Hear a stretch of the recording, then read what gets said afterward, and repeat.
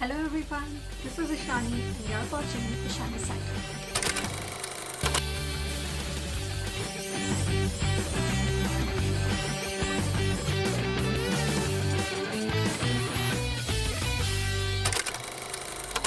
So hello everyone and a very happy spring.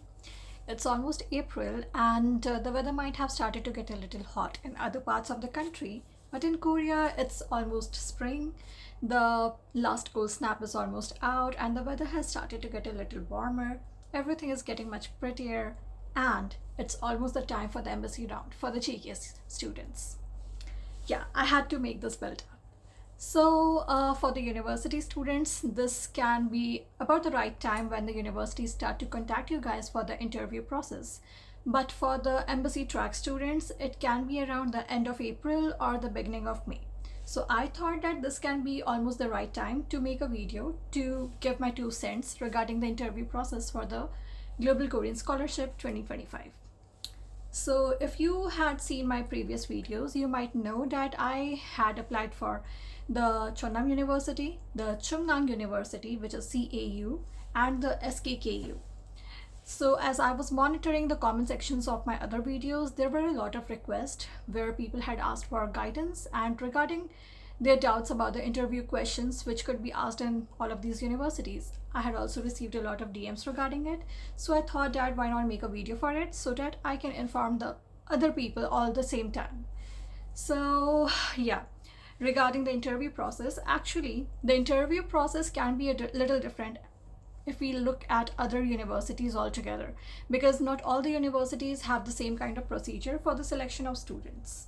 Some universities do not conduct interviews at all and might select you on the basis of your application, whereas some other universities, they might hold more than one single round of interviews. So it all depends on the number of students who have applied for that particular department, regarding the competition of that particular department, and also the demand of the universities. So it can always vary and I cannot be like 100% sure if the process would be same this year as well as it was in the previous years. So you have to check for all of those notices and details on the website of the university and wait for the official announcement. I will just tell you my own experience, how it has been in the previous year, so that you can get whatever idea or information you want to. Regarding the interview process, first of all, I will tell you about CNU, which is Chonnam National University. So actually that university did not conduct any interviews for the embassy track students. Yes, they do conduct an interview for the university track students, but as we were embassy track students and our interview was already done once by our embassies and our profile was already clarified by the NIIAD, it was shortlisted. So they did not feel a need to do the interview, and that's why they just selected us on the basis of our applications. So they selected me on the basis of my application and the result was announced on the very last day, which was around 7th of June.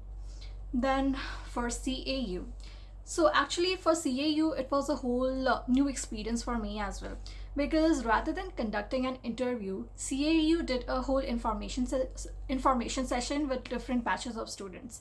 So my major was MBA. So what they did was for MBA they made different slots and each slot had like 6 to 7 students, I guess. So it was more of like an information session where they wanted to give us information regarding the curriculum of the whole university, about the subjects that they had, about the workshops which they conduct, about the projects which can be done and the activities that students can participate, about the internship programs which they have for the MBA students, and moreover they also wanted us to know the other students who would be admitted together. So they actually wanted us to see the professors and wanted to see us, our batchmates, whom we'll be studying together with. So it was quite a fun session. There was no stress, no pressure. Everybody was free to ask the questions. Yeah, but before that, they asked all of us to give a brief intro about ourselves because they just wanted to know more about us and they wanted to know how much we know about the university. So after the interview was done, almost everybody who was shortlisted for the interview and who had received the email for the interview was selected as final candidates for that university. Now it brings me to SKKU. So this is the university which I'm currently studying in right now, and the interview process for this university was very detailed. We had been each given like around 15 to 20 minutes of slot, and it also extended for some of the students because the interview was like a very detailed one, and the interviewer wanted to know more about us in a very nice and detailed manner. So the questions were a lot, and the questions were actually to judge the kind of people we are and to judge our general knowledge about how witty we are, and also they wanted to know more about our experience so that they can understand what we can bring to the table. So now I will list the type of questions which we were asked during the interviews, which I was asked during the interview. So the first question, as it's common for like almost everybody, a brief introduction about myself. So for this, you have to tell about your whole statement of purpose, basically, like whatever you had written, and about your own personality, the kind of person you were, like everything, almost everything which was in your statement of purpose, but not in a very long and detailed manner. I would say to make it a little brief, but include all the important points. After that, why MBA? What was the motivation for me to apply for an MBA? Because to be honest, I was an engineering graduate. I did my master's in electronics and telecommunication engineering. So I had to list out all the reasons carefully as why I am deciding to switch my major. I had to speak about my motivation for the whole program and the aim that I want to achieve via MBA. After that, they asked me why SKKU and what do I know about the program. So for this question, I would suggest you to look into the curriculum of your department in the university. Go through their pages, go through their website, look into what are the subjects they are offering and what are the kind of internships which you can do via it, then what is the whole course curriculum, what are the optional choices and everything into it. So you have to show how much you know about the university, how much you have done your own research, and this will basically show the interest, the kind of interest you have for the university. So it is like one of the very important points. After that, they asked me what was my aim and where do I want to see myself in the future. So I had to list out my short-term plans and my long-term plans. Short-term plans are the ones which can speak about what you want to do directly after graduating from the university, whether you want to stay in Korea or whether you want to go back to your own country, and what are your plans regarding it. In the long-term plans, it can be like what is like one of the major projects or one of the major ambitions you are thinking of pursuing in the future via this major. So you have to accordingly list it out carefully, and this can be something which you might have written on your study plan. So I would say read it in detailed manner and speak about it smartly. So one thing about SKKU is that they go through your SOP and study plan in a very detailed manner. They are very thorough with their reading comprehension, and they like point out particular things which you have written in your study plans. So based on that, they can ask you questions regarding what you have written. So you should be very well acquainted with whatever you have written and go through your study plan once before the interview so that you are well aware of what can be the questions which they might ask you, which can be a little tricky. So you should be well prepared with the answers. And yeah, so they just want to know if you are well aware of all the things that you have written. And then when they ask you a question and you answer them, then based on your answer, they might ask you a follow-up question as well. So basically they might cross question you, and you always have to be prepared with the answer. So they know that it is something that you have written it all yourself, and they can know about you, about your ideas and your plans in a very detailed manner. Now after that, yeah, they will ask you question about your work experience. So actually this also depends on the kind of major which you might have selected. For me, as I had selected MBA, so SKKU requires at least 2 years of work experience for the MBA students. So I had worked before, that is why they had asked about my work experience, about all the kind of projects which I might have done, about the kind of skills or talents that I have, then what was all that my role exactly comprised of, how it has prepared me for the major that I'm going to pursue right now. So basically what I can bring to the table. after all this work experience, what are the skills that I have gained which will help me to become the best candidate for an MBA in SKKU. So you have to think very clearly on how to piece your answer together so that it can make you an impressive candidate in their opinion. Now, after that, they will ask you about about the department that you want to go in.